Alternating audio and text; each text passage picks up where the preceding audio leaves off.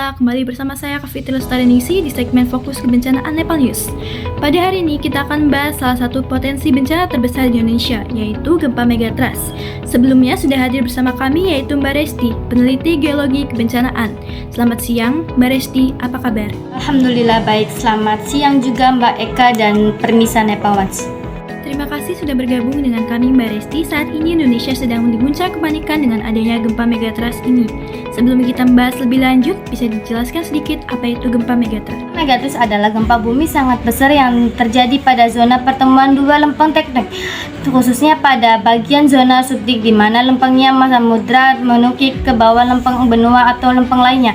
Gempa ini terjadi ketika bidang kontak kedua lempengnya tersebut terkunci selama puluhan hingga ratusan tahun. Ketika yang tersimpan sudah terlalu besar, bidang itu lepas secara tiba-tiba menghasilkan gempa dengan magnitudo bisa sampai 8 hingga lebih dari 9 di Indonesia. Ada beberapa titik zona megatrust utama di antaranya megatrust Sumatera termasuk segmen Aceh Nias Mentawi, megatrust Jawa membentang dari Banten, Jawa Barat, Jawa Tengah dan Jawa Timur.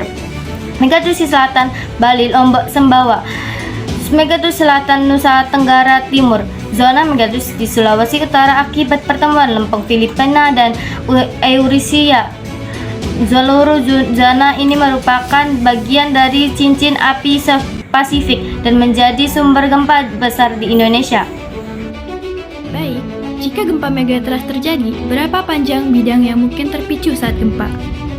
Panjang bidang batahan megatrust sangat bervariasi, tetapi umumnya bisa mencapai ratusan kilometer. Misalnya megatrust Sumatera panjang bidang batahannya dapat mencapai lebih dari 100 km. Segmen di selatan Jawa dapat mencapai 300 sampai 500 km. Sementara segmen di Nusa Tenggara juga bisa mencapai ratusan kilometer. Ketika satu segmen pecah, energi yang dilepaskan secara sangat besar. Jika beberapa segmen pecah bersamaan, dampak bisa berlipat ganda dan menghasilkan gempa sangat besar yang berpotensi memicu tsunami. Tahannya bisa sampai 1000 km. Panjang sekali ya Mbak. Sebenarnya bagaimana jika beberapa zona megatrust ini pecah secara serentak? Apa konsekuensinya bagi masyarakat? Ya, beberapa segmen megatrust pecah secara berurutan dalam waktu berdekatan. Nah, atau bahkan bersamaan, dampak bisa sangat besar, yaitu guncangan sangat kuat di wilayah daratan dekat zona subduksi, tsunami besar, gangguan layanan dasar seperti listrik, komunikasi, pasokan air, dan transportasi, dampak sosial dan ekonomi besar seperti tanggungan aktivitas masyarakat hingga potensi kehilangan tempat tinggal dan resiko bencana berurutan seperti longsor dan kebakaran. Karena itu, meskipun kita tidak bisa mencegah gempa, langkah mitigasi, edukasi, dan kesiapan siagaan masyarakat menjadi sangat penting untuk mengurangi korban dan kerugian. Baik pemirsa, semoga informasi ini bisa menambah pemahaman dan juga kewaspadaan kita semua. Saya Kavitri Lestareningsi, terima kasih atas perhatian Anda.